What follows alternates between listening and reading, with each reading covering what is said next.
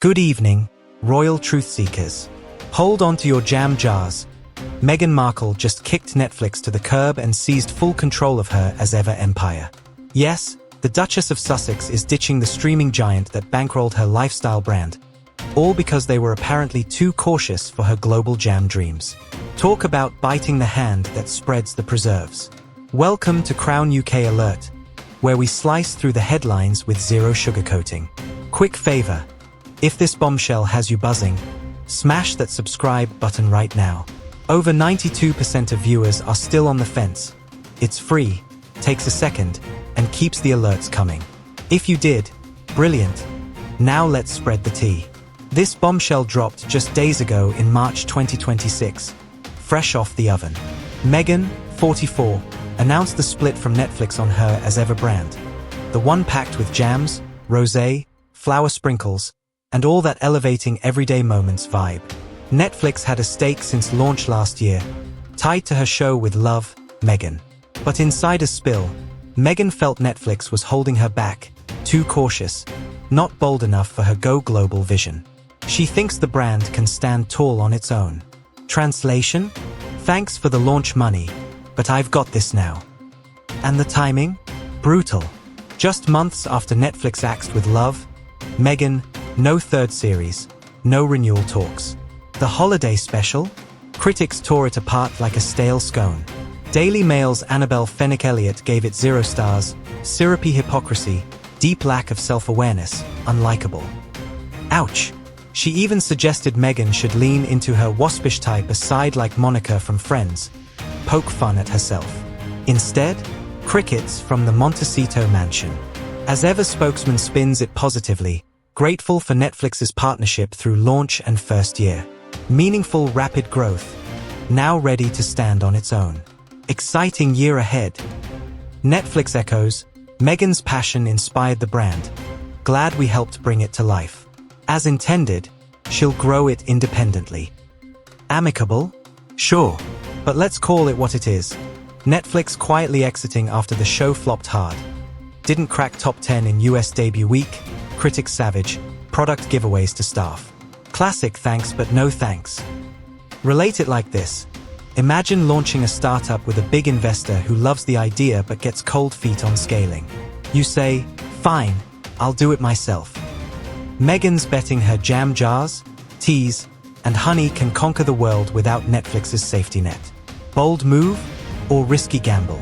Time will tell if as ever becomes the next goop or gathers dust like last season's preserves. Wider picture? This hits amid questions over the Sussexes' Netflix future. Their Archewell Productions has projects like Meet Me at the Lake, bought rights years ago, still in development, no cast, no director.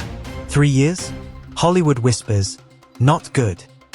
Another film adaptation, The Wedding Date, announced, but crickets. Their deal downgraded to first look last year. Less lucrative, less guaranteed. Harry and Meghan fresh from Jordan tour, but streaming empire? Shaky at best. Meghan once called herself a female founder and entrepreneur, not an influencer, saying the show helped her find herself. Now, full control of as ever, bite-sized content on socials instead of full series. It's like trading a big kitchen for Instagram reels. Quicker, cheaper, but can it feed the empire? Sarcasm aside, this is Meghan doubling down on independence. Netflix partnership launched the brand, rapid growth, but now she's flying solo. If it soars, genius. If it flops, well, the critics are already sharpening knives. That's your Crown UK alert scoop on Meghan's jam rebellion. Pure entrepreneurial drama. But step back from the jam jars and glossy kitchen shots for a second, because the strategy here is bigger than breakfast spreads. Meghan's pivot signals a shift many media personalities are experimenting with, leaving the slow machinery of Hollywood and building something faster, leaner, and directly connected to audiences. Streaming deals look glamorous on paper. Huge numbers, red carpet announcements, global distribution. But behind the curtain sits a long chain of approvals, development meetings, rewrites, budgets, casting negotiations, and production delays. A project can sit in development so long it practically gathers dust. And when the spotlight burns bright, delays quickly morph into headlines. Social media, by contrast, is immediate. No studio boardroom. No release window. No waiting for executives to sign off. Post the video, ship the product, test the audience reaction in real time. It's entrepreneurial adrenaline compared to Hollywood's marathon pacing. For Meghan, the pivot may also be about control. When content lives inside a giant streaming contract, the platform ultimately holds the steering wheel. Algorithms, marketing priorities, scheduling decisions, all of it sits in someone else's ecosystem. But a personal brand? That's a different power structure entirely. As ever, the lifestyle brand orbiting around food, home aesthetics, and curated storytelling operates on a very different clock. A jar of jam becomes content. A recipe becomes a brand extension. A short clip becomes marketing. Suddenly, every post doubles as promotion.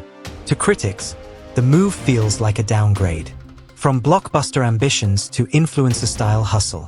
From glossy documentaries to homemade kitchen moments. The optics shift from Hollywood power player to lifestyle creator. But supporters see something else entirely. They see a founder building a brand ecosystem piece by piece. Content feeding commerce. Commerce feeding identity. Identity feeding audience loyalty. It's the same blueprint used by countless modern entrepreneurs who realize that attention is the new currency. Capture the audience first, build the product second, then weave the two together until the brand becomes a lifestyle. Still, timing matters. And the timing here is what fuels the speculation. The Sussexes arrived in the entertainment industry with one of the most talked about media deals in recent memory. Expectations were enormous. Documentaries, podcasts, scripted projects, cultural storytelling. A production powerhouse in the making. Some projects did land. Their documentary series created massive global conversation and drew significant viewership numbers. Their podcast venture sparked headlines and debate. But the follow-up pipeline has been slower than many expected. And in Hollywood, momentum is everything. The industry loves a hot streak. When the next big hit is always around the corner, the narrative stays positive. But when projects stall, the whispers start. That's why observers are watching the brand pivot so closely. If as ever gains traction, it could rewrite the narrative entirely. Instead of chasing studio approval, Meghan would be building a consumer brand with direct audience loyalty. Lifestyle brands built around personalities can grow surprisingly fast when the formula clicks. But if engagement stalls, critics will argue the opposite. That stepping away from major streaming platforms shrinks the stage. There's also the broader transformation happening across media right now. Traditional studios no longer control cultural storytelling the way they once did. Creators, influencers, founders, and independent brands now compete for the same audience attention. One viral clip can reach millions faster than a polished documentary rollout. One product launch can generate headlines without a single film premiere.